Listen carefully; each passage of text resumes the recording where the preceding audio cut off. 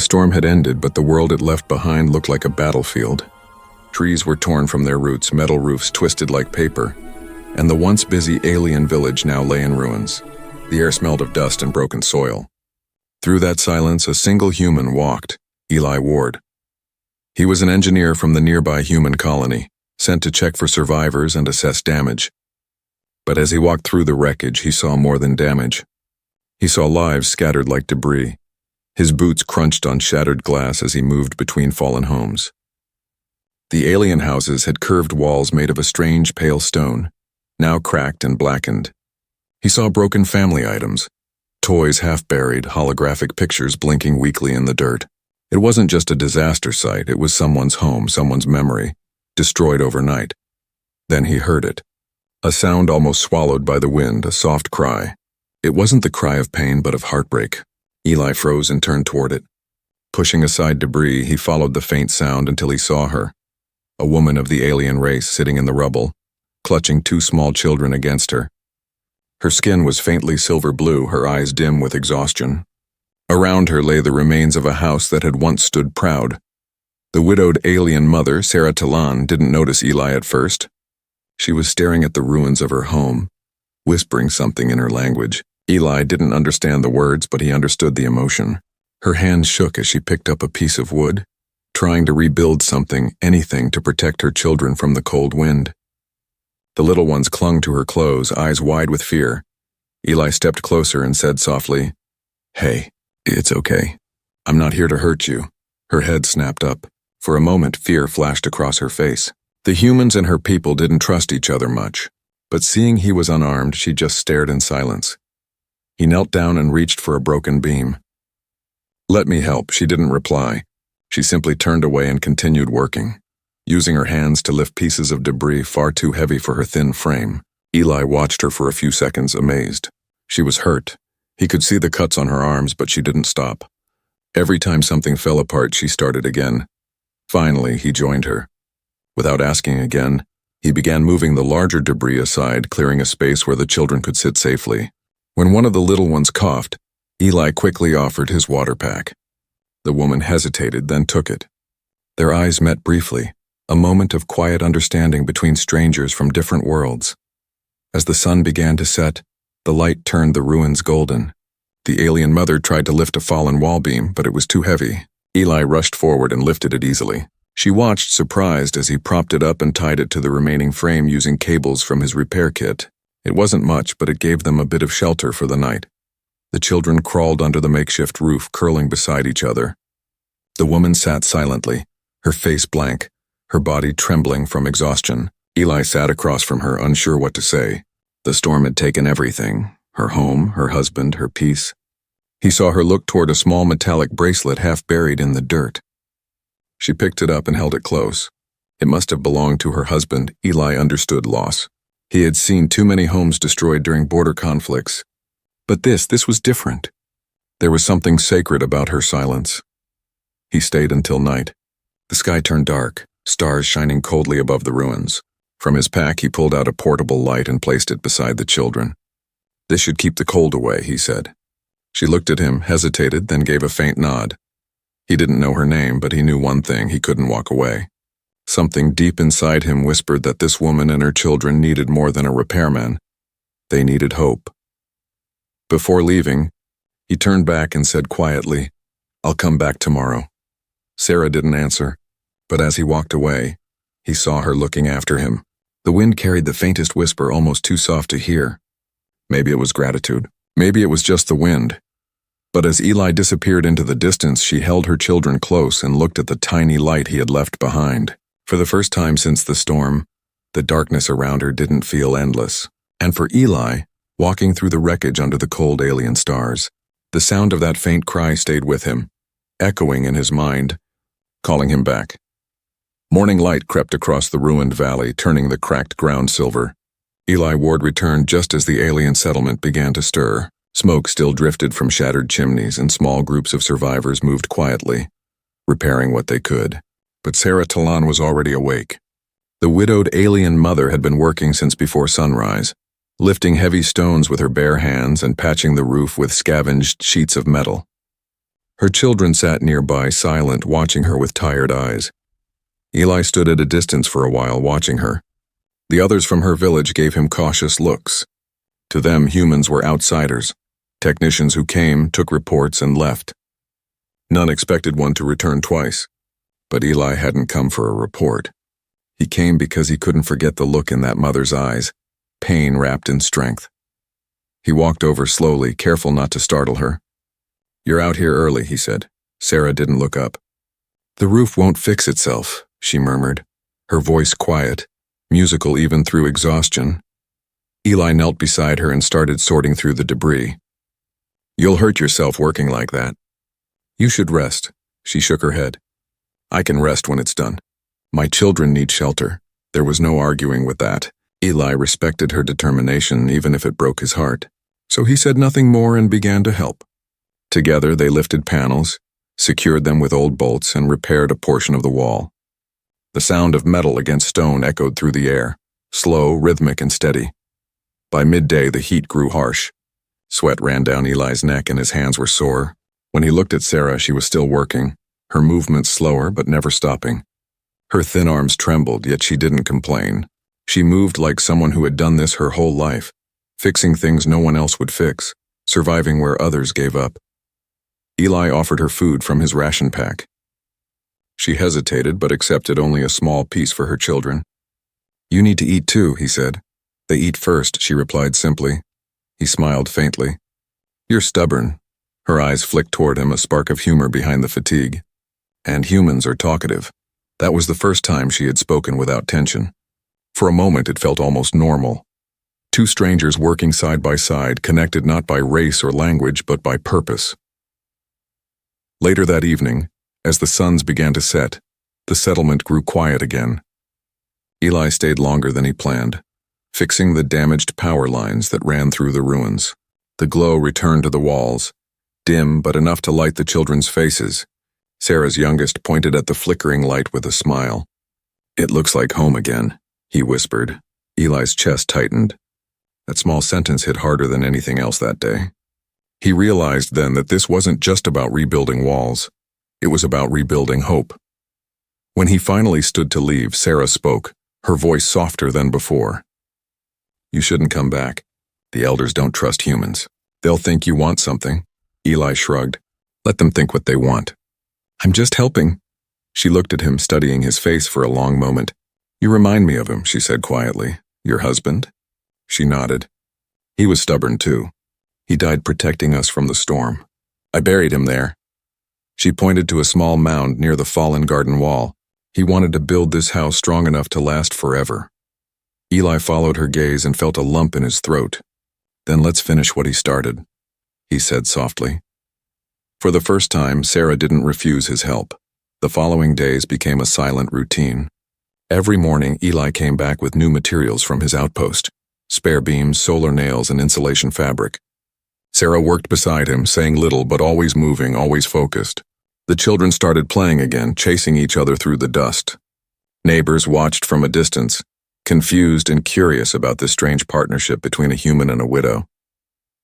One evening, as the stars rose, Eli noticed Sarah sitting outside the half-built wall, staring at the sky. He sat down beside her. "What are you thinking?" he asked. She smiled faintly. "The storm's here. They come fast and they take everything. But after them, the sky looks cleaner." He nodded. "That's true where I'm from, too." For a long moment, neither spoke. The wind carried the scent of rain and earth, and somewhere in the distance a bird sang. It was peaceful. For the first time since the storm, Sarah's face relaxed. Eli didn't know what this bond was becoming. Friendship, perhaps, or something deeper, born from shared silence and effort. All he knew was that he didn't feel like an outsider anymore. When he left that night, he turned back and saw her standing in the doorway of her half-built home, her children beside her, the warm glow from his repaired generator lighting their faces. In that light, the wreckage no longer looked broken. It looked alive, and Eli, walking back toward the human camp, realized something had changed, not just in her, but in him too. Dark clouds began gathering over the valley again, heavy and restless. The air was thick with the smell of wet dust and coming thunder. Eli Ward looked up from the framework he was reinforcing and muttered under his breath, "Not again." The new shelter wasn't finished yet. The walls stood strong and proud, but the roof was still half open. The memory of the last storm haunted everyone in the village, especially Sarah Talan and her children. He saw her rushing to pull the children inside the broken home, gathering what few items she could. Her movements were quick, desperate. The youngest child tripped, and Eli was there in an instant, lifting the boy and handing him to her. "You shouldn't stay here," Eli said firmly. "This wall won't hold through another storm." Sarah hesitated.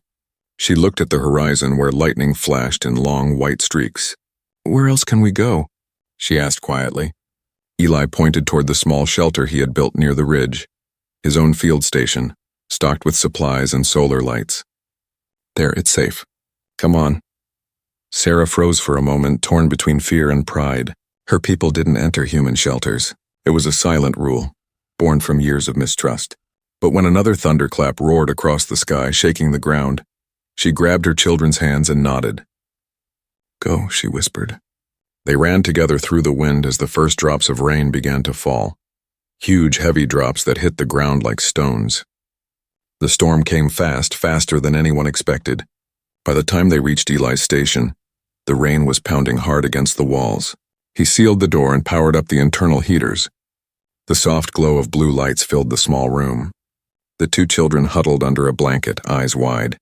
Sarah stood by the window, her clothes soaked, her long silver hair dripping. She looked outside as wind tore through the valley, sending dust and water swirling in violent spirals. Eli approached quietly. "You're safe here," he said. Her eyes met his. "You shouldn't have risked this. Your people, your command, would not approve." "I don't care what they approve," he replied simply. "I care that you're alive."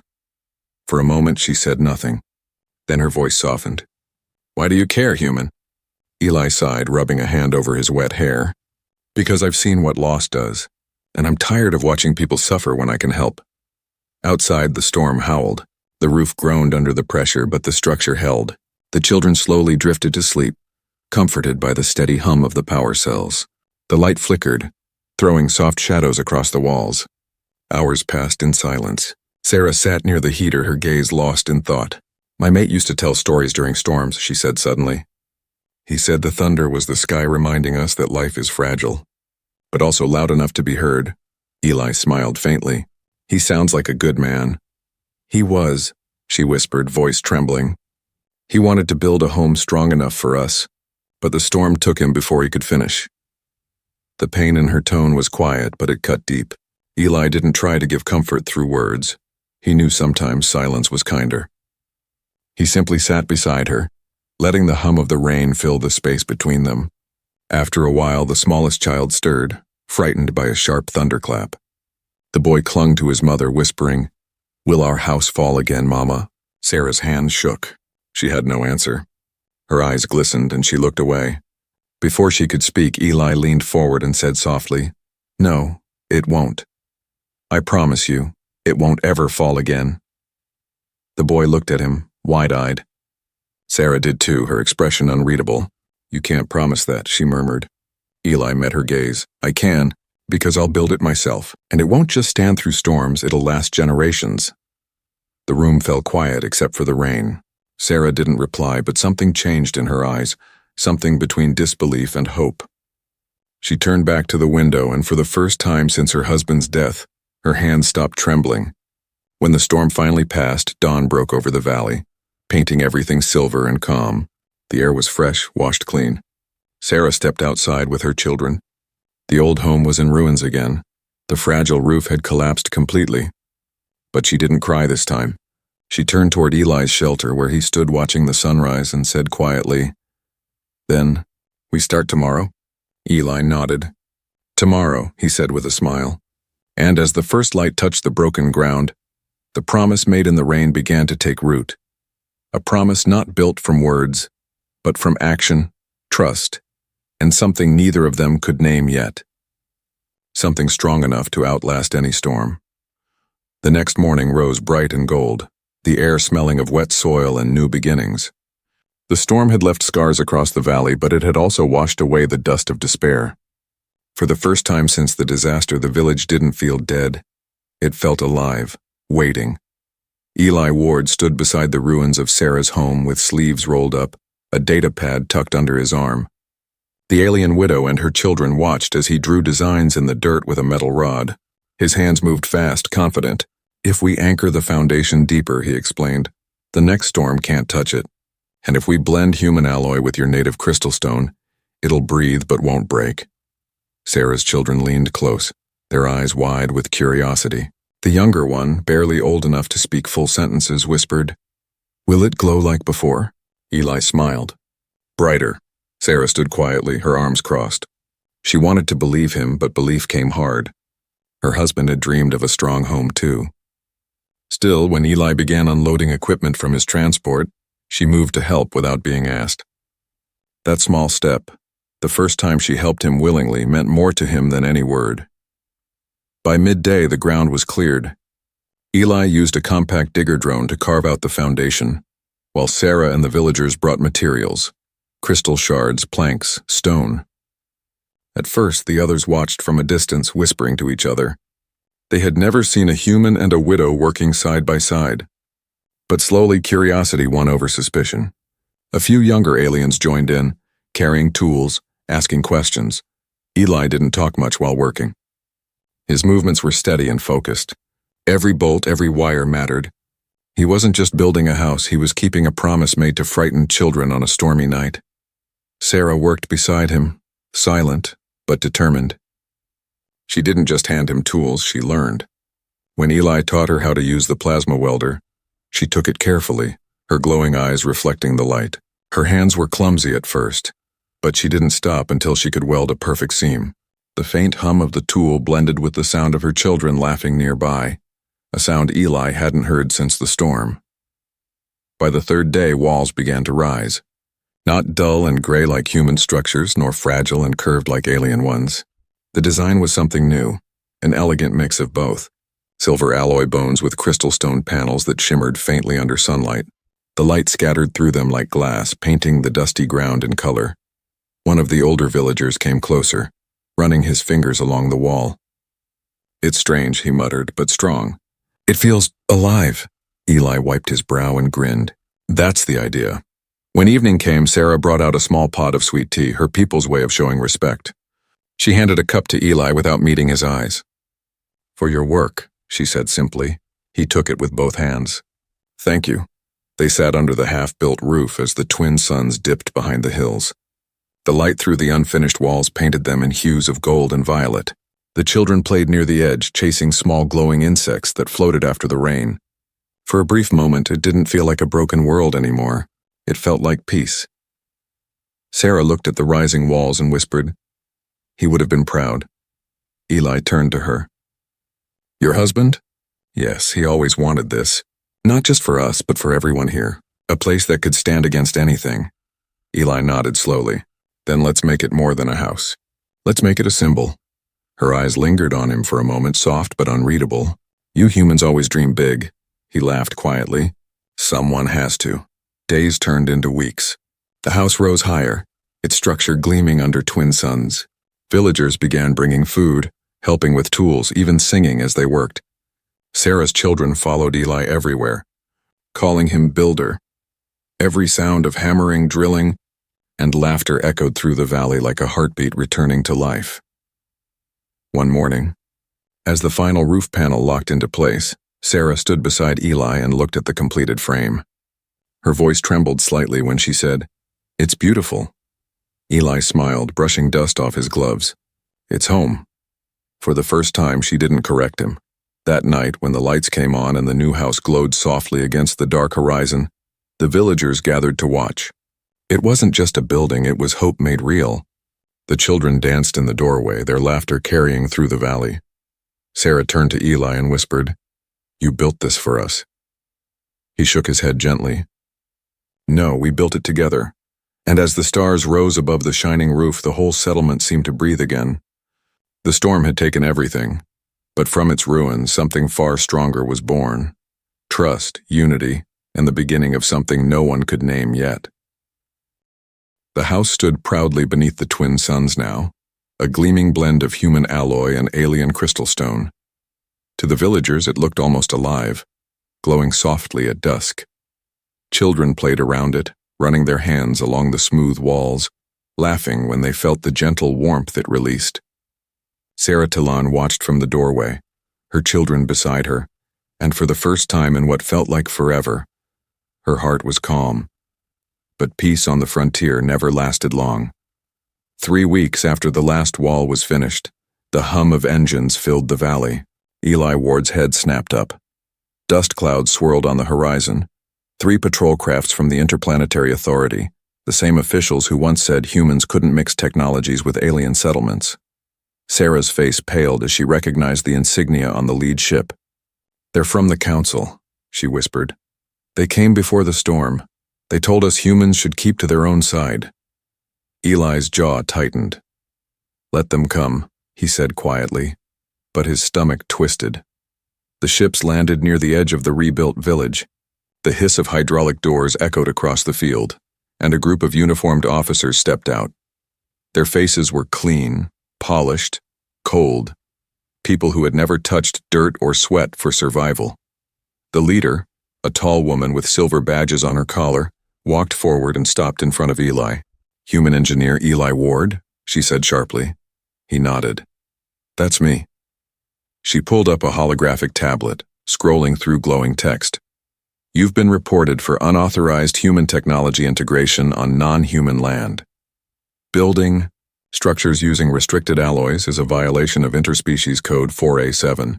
Eli crossed his arms. "I built a home for people who lost everything." Her expression didn't change. "You built it illegally. You've disrupted jurisdictional boundaries. You're ordered to dismantle the structure immediately." Behind her, the villagers murmured in fear. Sarah stepped forward instinctively, her children clutching her hands. "You can't," she said, her voice trembling but steady. "This home saved us." The officer turned her cold gaze toward her. "This is not your concern, alien citizen. The human has broken Federation law." Sarah's lips parted, her voice breaking. "He helped us when no one else would. He stayed when your people left us to die." That made the officer pause for half a second, but only half. She turned back to Eli. "You have 1 day to remove all human materials and vacate the area. Failure to comply will result in forceful removal." Then, without another word, she signaled to her team, and the patrol turned back toward their ships. Engines roared, lifting clouds of dust as they ascended, leaving behind silence heavier than before. When the noise faded, the villagers surrounded Eli, voices rising in panic. "They'll destroy it! If they find us helping you, we'll be punished. You must leave before they come back." Sarah stood frozen, staring at the shimmering walls of her new home.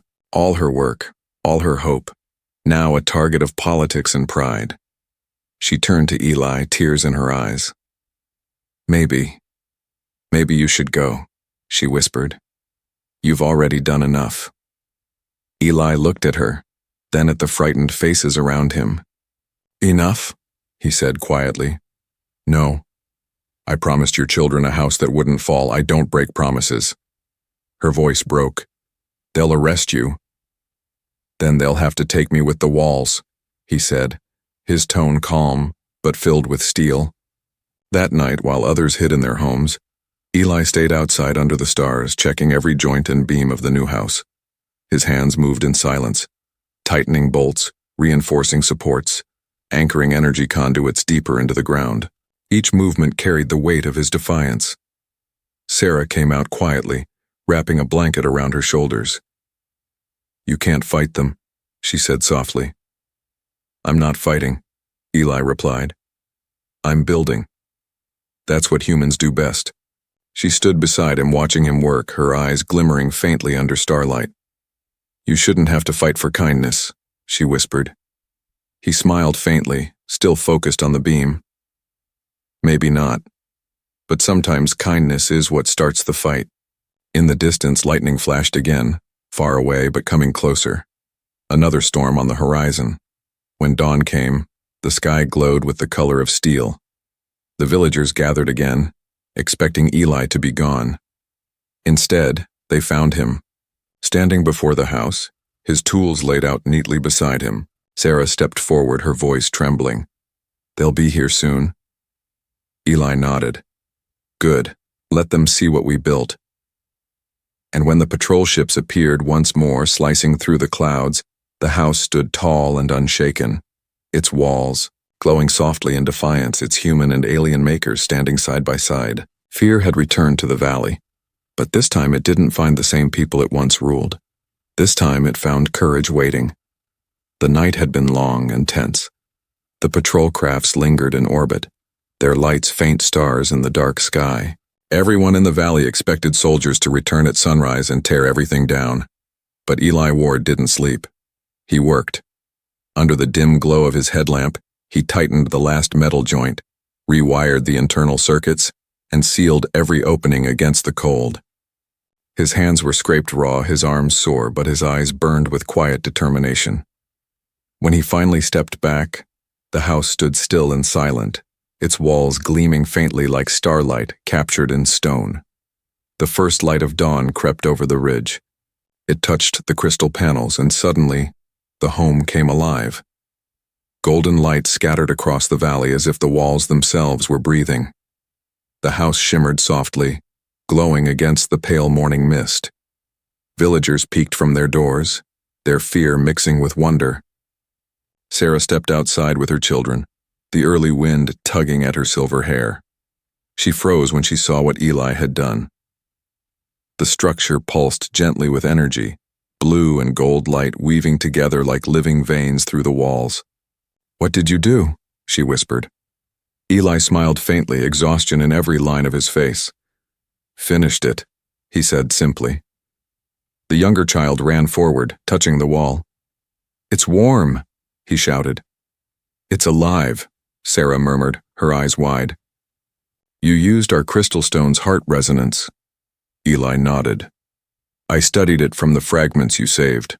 The material can carry energy, so I linked it to human solar tech. It'll gather light and store warmth. Even if no one's here, the house will keep standing. It won't ever go dark again." Her breath caught.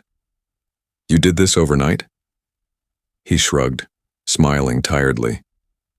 Couldn't sleep knowing they might destroy it.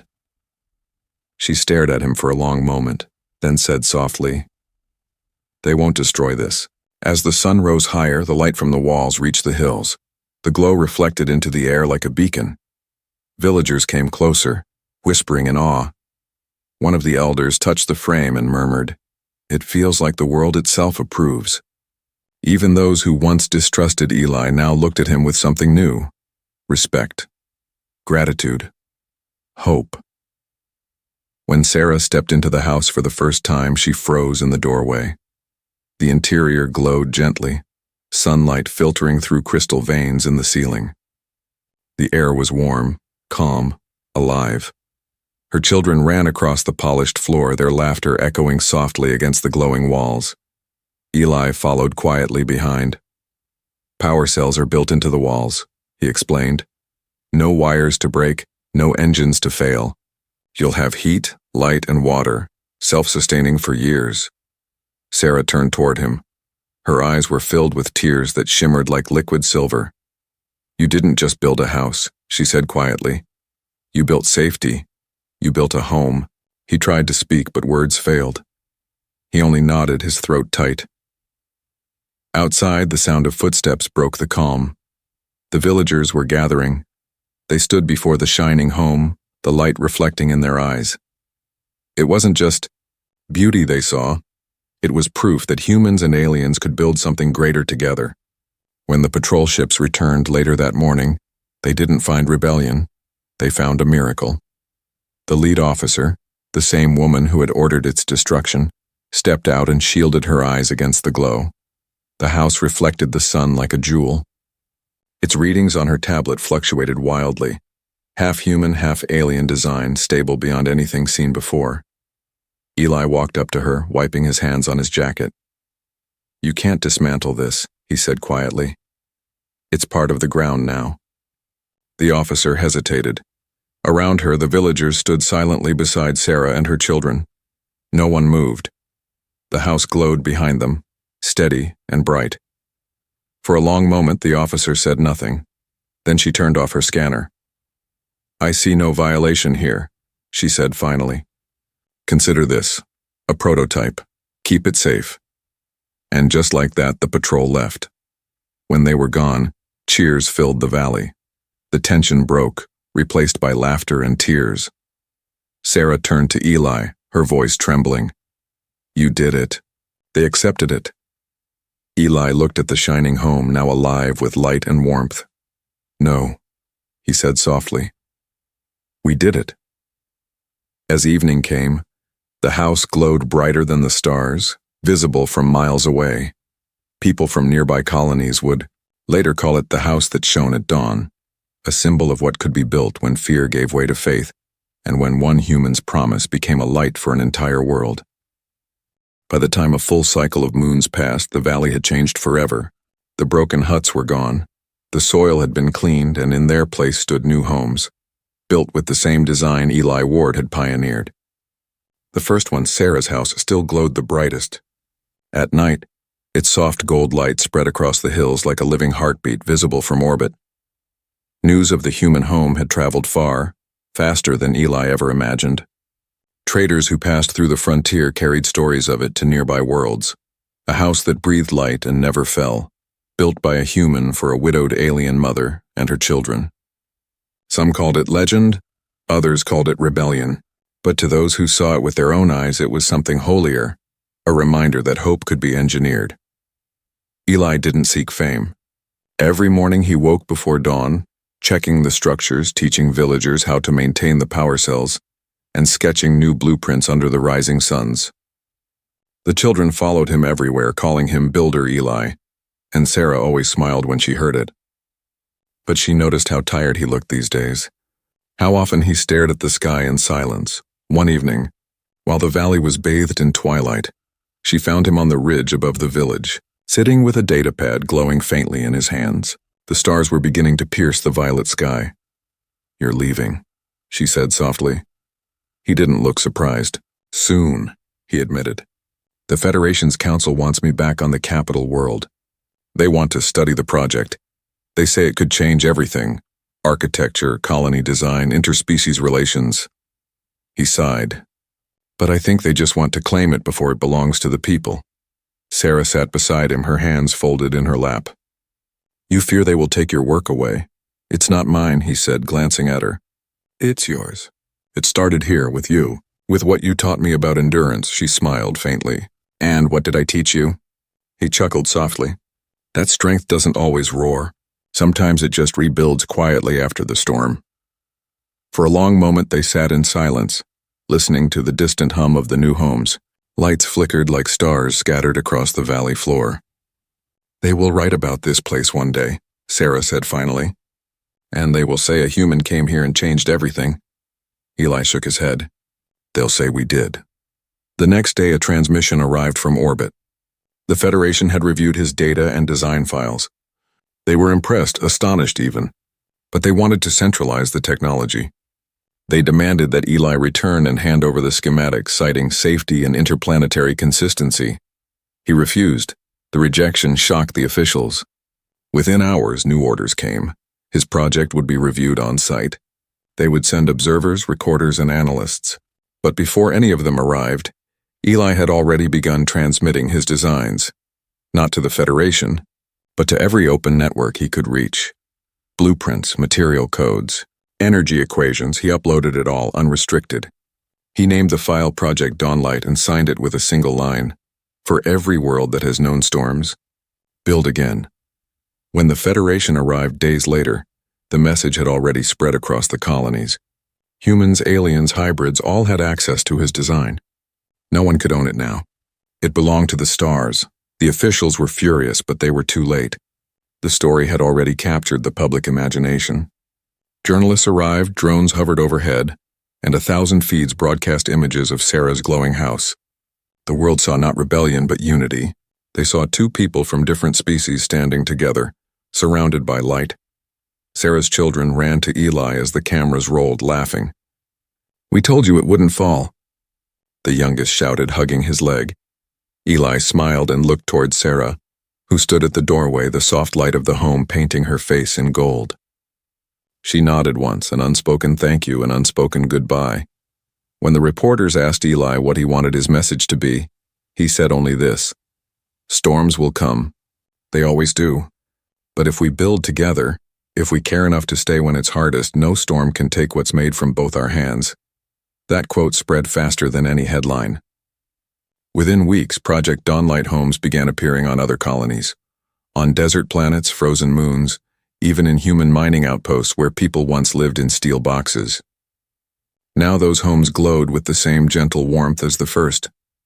Months later, when Eli finally left the valley aboard a slow freighter, he looked down through the viewport one last time. The valley shimmered like a cluster of stars on the surface of the world. Sarah's house still stood at the center, bright as dawn, and somewhere deep inside, he knew that the storms would come again, but this time, light would meet them first. The message had left the valley, crossed the void, and reached every lonely world that needed a home. It was no longer just a promise. It was a legacy.